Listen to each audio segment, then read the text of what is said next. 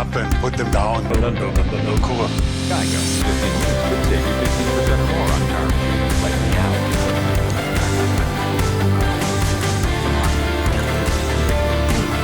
Thanks, guys, but I'll take it from you. Like a good neighbor, in my office.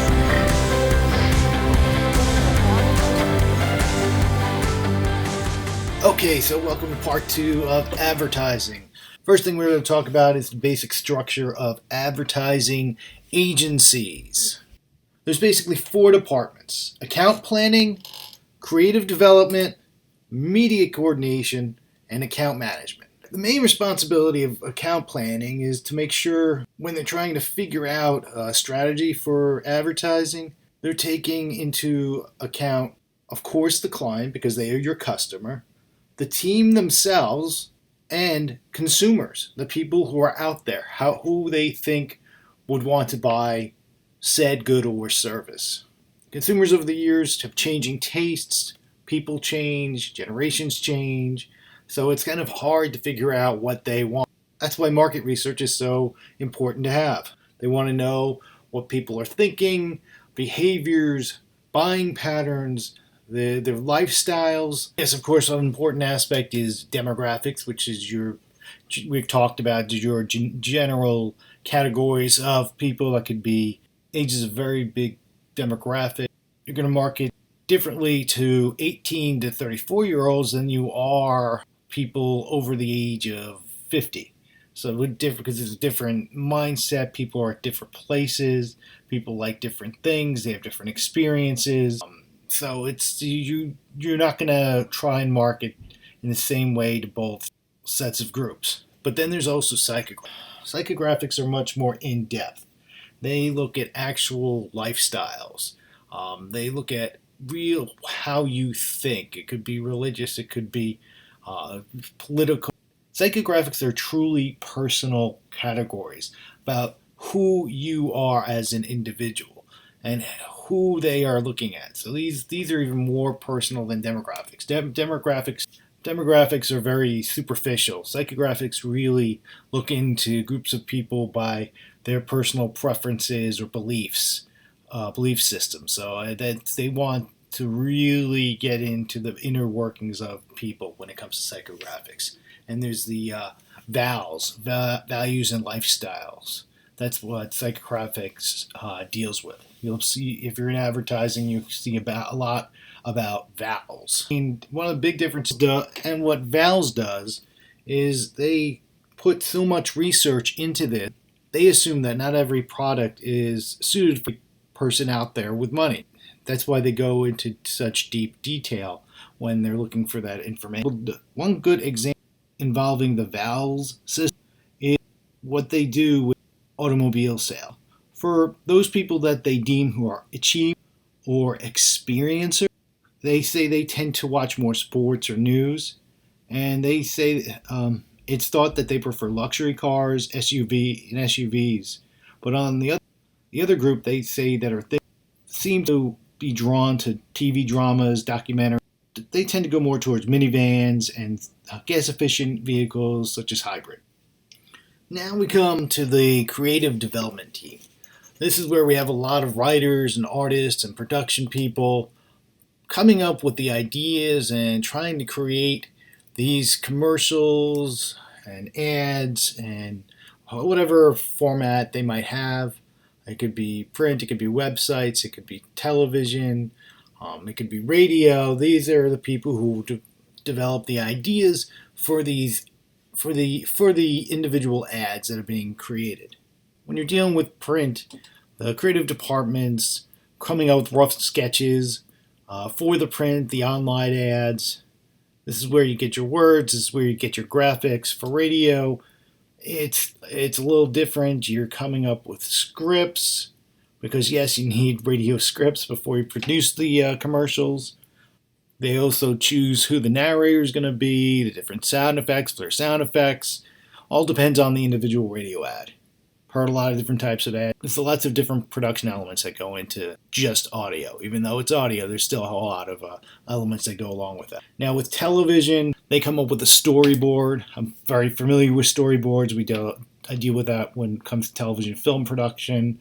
It's basically what the storyboard is think of it almost like a comic book of sorts. Setting in a storyboard, you are setting up the basically scene by scene. Here we have a scene opening up. Here's another scene. Then we go to this. Just basically giving people an idea of what they're going to be seeing in this commercial, scene to scene, to kind of give them an idea, and telling the story as it goes on, and sometimes actually reading out the scripts as if they were reading out the scripts of that commercial as they're going from picture to picture in the storyboard.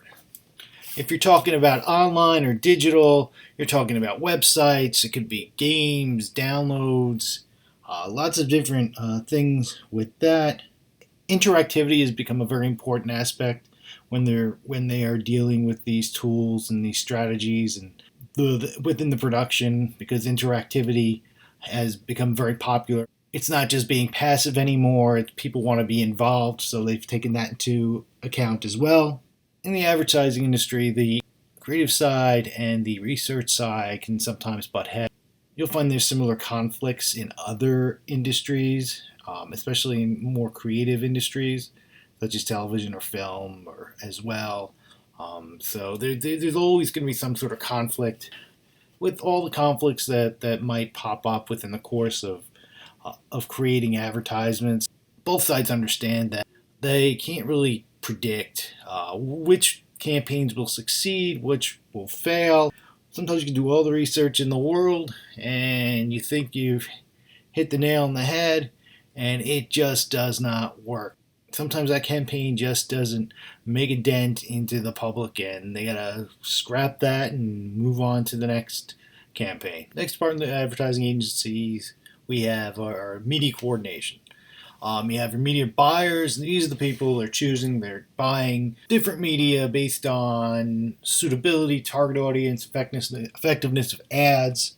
They basically decide what ads are going to be carried on which type of media. When I think about television, certain ads you'll find on certain events or certain channels, such as if you're watching any sports or most popular sports leagues, that's usually a male-dominated demographic. So what you'll see is stuff like cars and beer, lots of beer on there. So and certain kinds of cars that you'll see on there.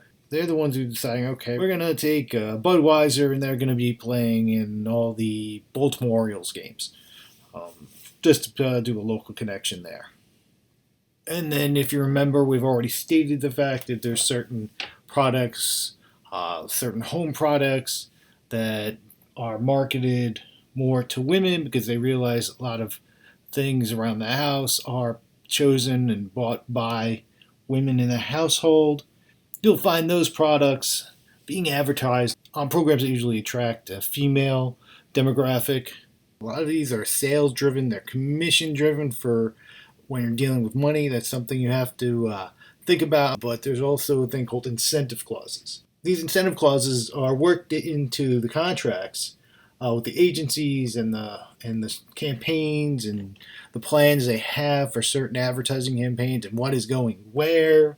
Basically, if you hit certain sales goals and certain sales goals are met by that advertising campaign, then they will go up. If that company or that business doesn't hit a certain number because of your advertising campaign, then the incentive clause will go down. So you probably want to do as good a job as possible in getting as many sales as possible for your clients, because then if their numbers go up, your personal numbers go up. Show me the money!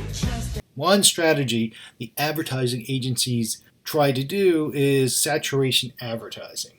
They're basically hitting you constantly over and over and over and over again with the same advertising, the same commercials, the same types of commercials over and over again. There's one that comes to mind. We just won another round of light beer from Miller. Yeah, light sure tastes great. Let's fill it. Tastes great. They used this advertisement so many times. It just went on for years and years and years and years. I grew up with this Miller Lite beer campaign.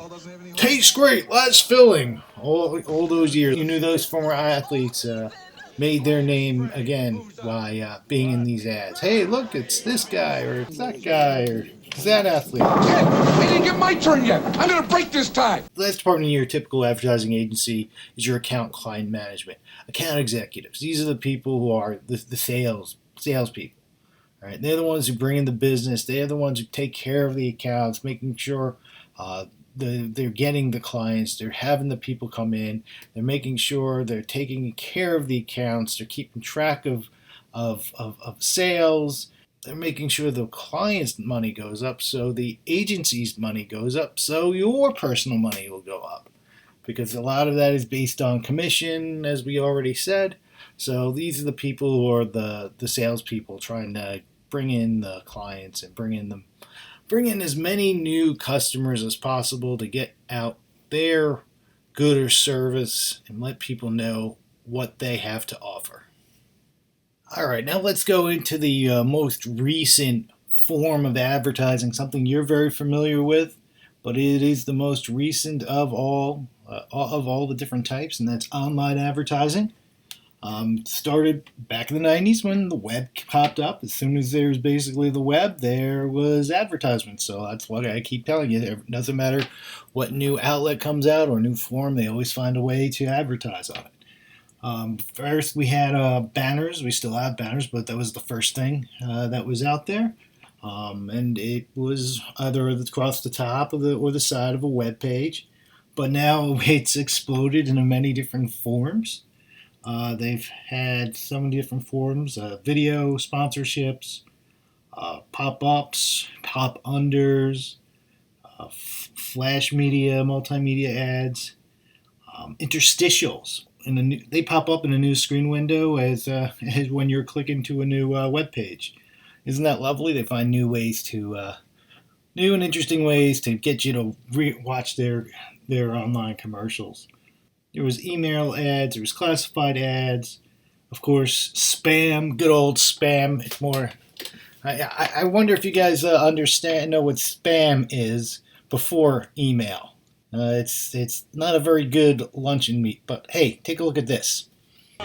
Morning. Morning. What you got then? Well, there's egg and bacon, egg, sausage and bacon, egg and spam, egg, bacon and spam, egg, bacon, sausage and spam, spam, bacon, sausage and spam, spam, egg, spam, bacon and spam. I don't like spam! Spam, spam, spam, spam, spam, spam, spam, spam, spam.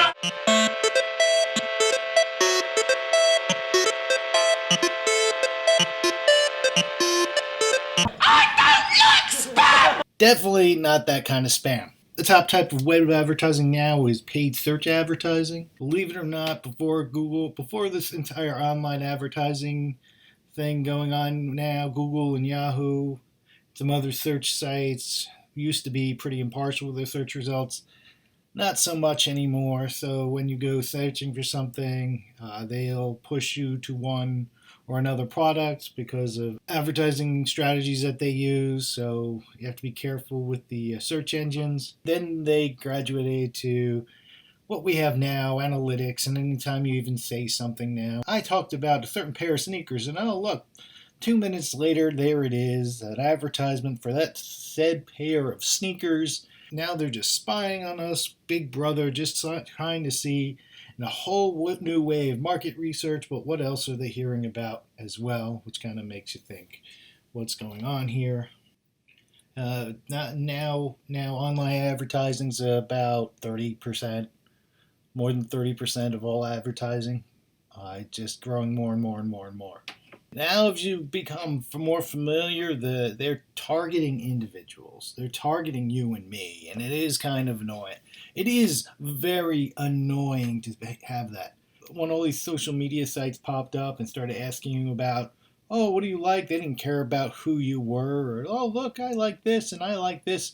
It was all to build an online profile of you so they could perfectly market to you. They want to know absolutely everything about you, and by simply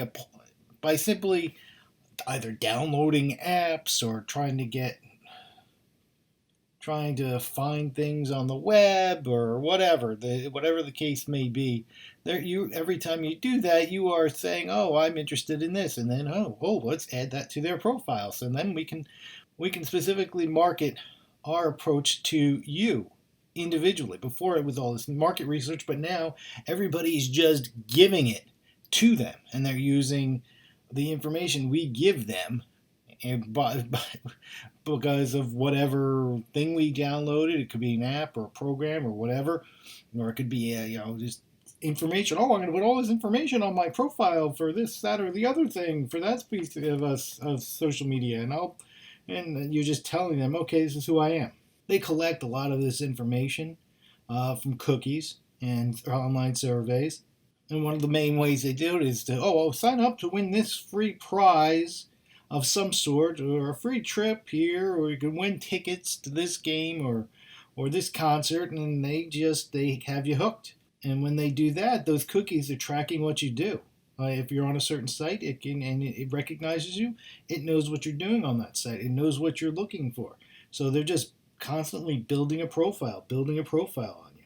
That wonderful smartphone you have with you everywhere, it knows where you are, and then it knows your demographic, and then it can tell where you are, and then, hey, this person's in this city, and going by what we know they like and their demographic, hey, they might actually want to go to this restaurant or this store. So let's make sure we put up an ad on their smartphone so they know about it. Look at that. Isn't that amazing? Social media is giving so many different, so much information. Some sites will ask you if you liked an ad or not. Sometimes, why don't you like this ad? And they ask you, and you have to give some sort of reason, and they're getting more information on you. There's also been a huge controversy. There's also lots of rumblings, and people are not so happy with whether people have to tell. There's also been a big stink about people making sure they tell. There's also a big stink of people on social media saying if they're being paid to promote certain products, you might not even know it. Sometimes it's bloggers, some people who could be reviewing any number of things: restaurants, sneakers, clothes, experiences. Go to bars or clubs or any number of things. They might order food or pizza or whatever, and sometimes they don't mention that they have been paid to promote a certain product. Celebrities have been used on social media to say they're going to send out a tweet that they like a certain product. They're not saying that just because they think it's awesome. They're saying it because they've been paid. So it's like a sneaky way type of advertising without actually putting that person on in an actual commercial. It's really easy. Put out a tweet, and with their name on it, and then they make lots of money. And that's minimal effort on their part. Now we got through social media, we're going to go over just a handful of different conventional persuasive strategies.